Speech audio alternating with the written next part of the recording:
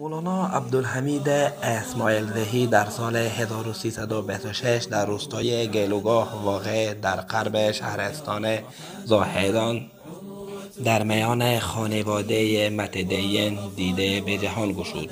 ایشان علوم ابتدایی را در شهر زاهدان فرا گرفت، اما با توجه به اینکه در آن دوران شهرستان زاهدان فاقد مدارس دینی بوده، برای ادامه تحصیل به پاکستان رفته و در مدرسه دینی دارالهدى در ایالت سند ثبت نام کرده و از محضر بزرگان این ایالت کسب فیض نمود.